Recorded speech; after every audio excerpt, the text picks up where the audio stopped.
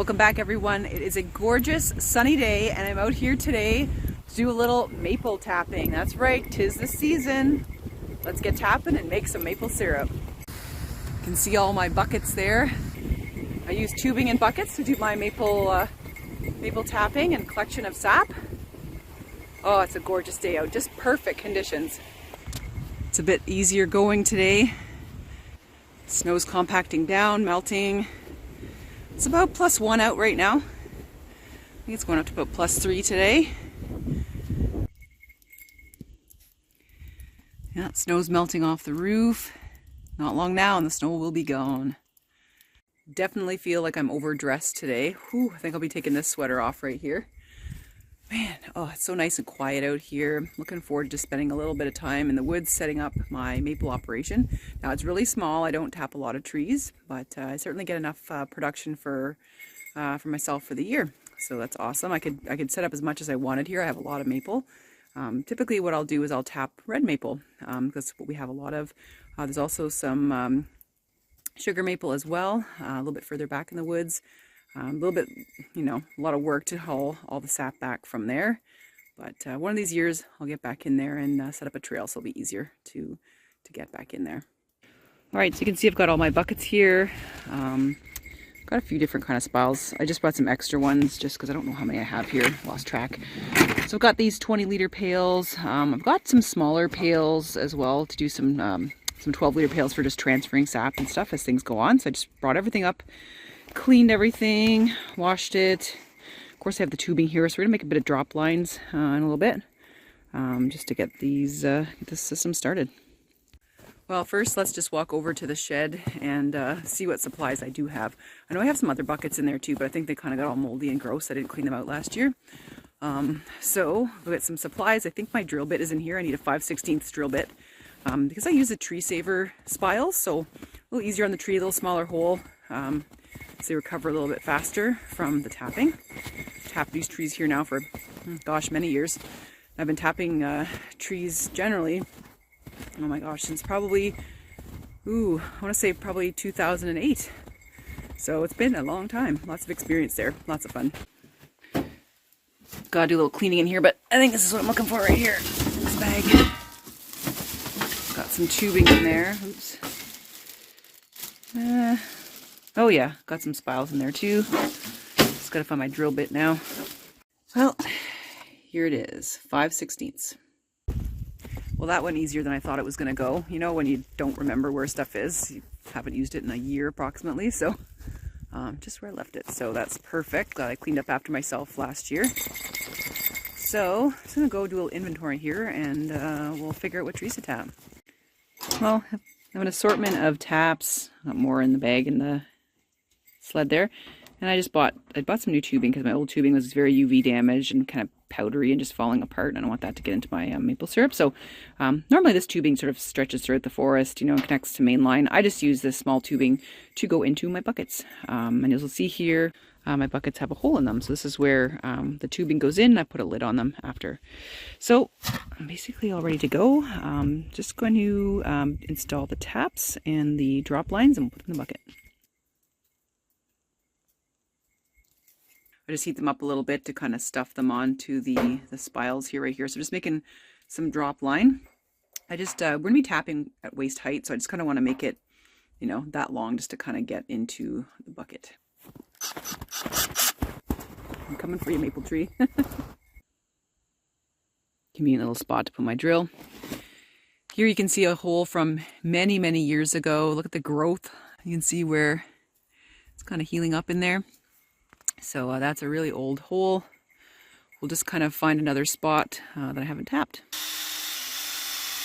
Well, it's always a good sign that sap is running. You can see it right there, that watery stuff. That's the sap we want.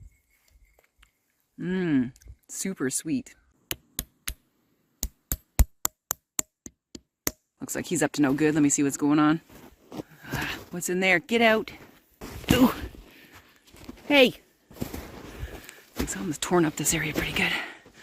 What are you doing? Oh. What if something's buried here? Look, there's some dog tracks. Not his. What are you doing? Ow! What is in there? Some kind of stash.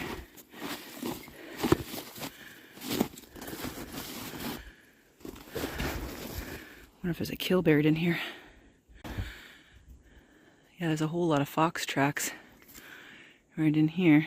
So, I don't know, I bet you there's a kill buried in there somewhere. Super, always gonna dig. Because what got you into trouble with your lung fungus digging. Just making a couple more buckets. Got some new buckets on the way up, and I thought that probably should put a hole in them so I can put the tubing in, because if you don't and you put the lid on to prevent rain and snow from getting in, it's kind of like on an angle and it can blow off and stuff. So I like to have the lids on these buckets closed so the hole goes in the side of the bucket where the tubing goes in. All right, so there's the setup. Tubing goes into bucket through hole.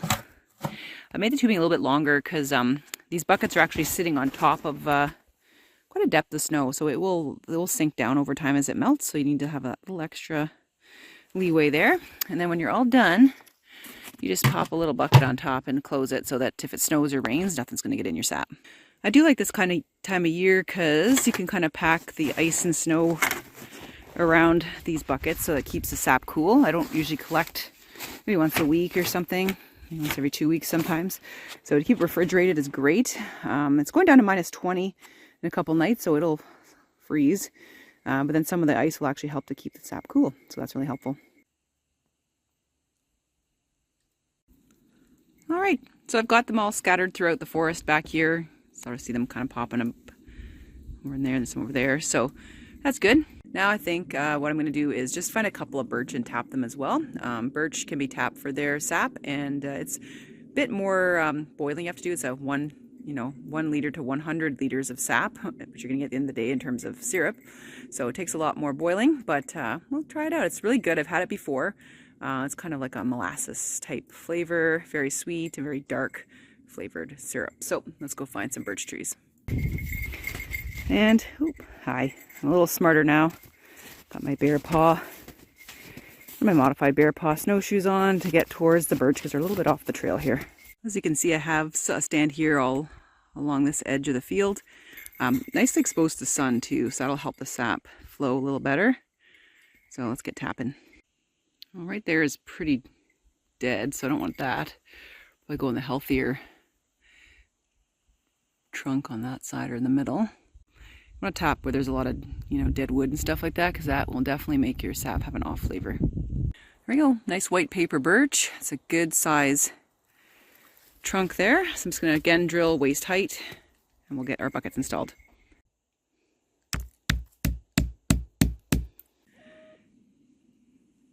Well, we're all set up. Very good.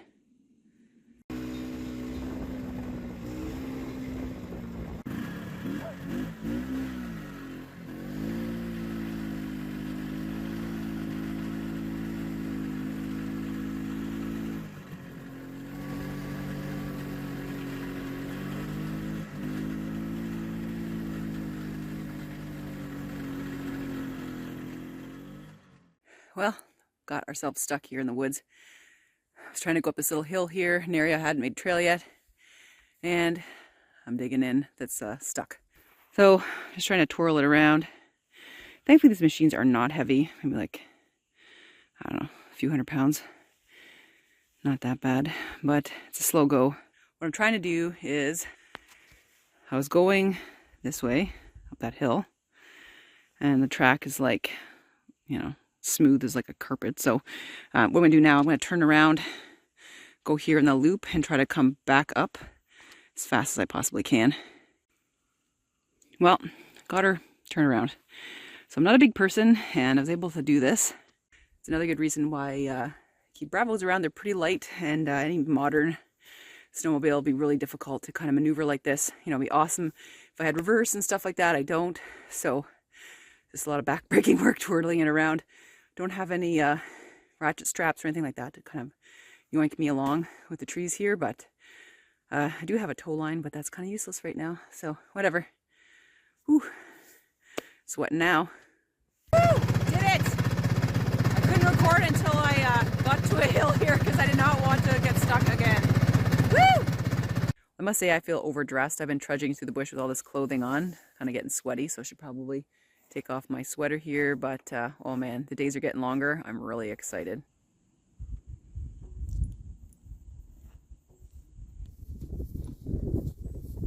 I think those were a couple of eagles up there. Really hard to tell without my binoculars, but might be some young eagles because they were all pretty much black throughout, but had that really straight top line. They were really cruising together like a mated pair.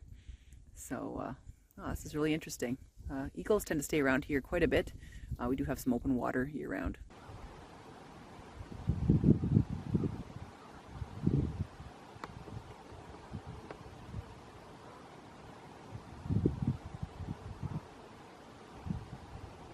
Well, that's cool. Take a look at that. There's a bunch of eagles feasting on probably a deer that's died there on the ice. Wow, incredible. Never a dull moment here at the cabin. Well, that's super fun. What a great way to unwind after putting in those taps and poking around the woods. Royce always has to have a little bit of a break when we rip around. He loves running as fast as he possibly can, but with that sun really high in the sky now, and you can really feel the warmth. He tends to get overheated, you know, when we play this little game, so I have to take breaks, and he sort of just presses his belly against the cold snow to stay cool. All this talk about maple syrup has me hungry, so I'm going to make some lunch, and I'm going to make pancakes. I missed out on Pancake Tuesday this month, so I'm going to make me some pancakes. Jakeman's my favorite, Canadian, yummy. And some coffee, of course. So let's get started. It's a little hot.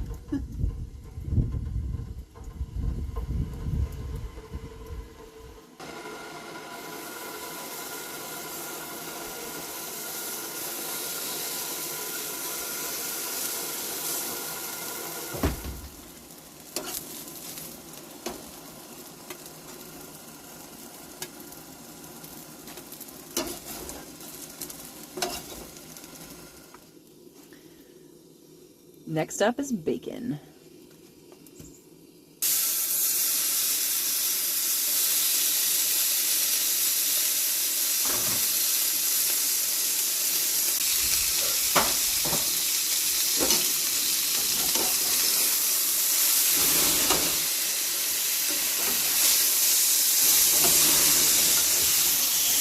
Yikes, that was totally startling.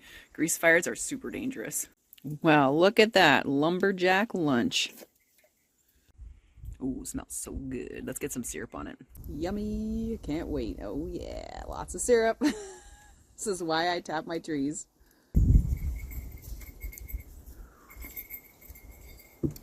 Looking forward to this. Well, I guess it's a celebration, the start of another year, another sugaring season.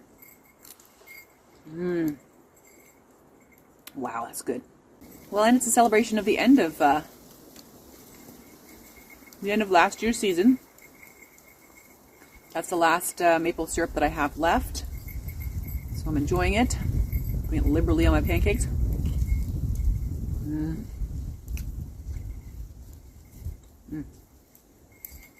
Wow, so good.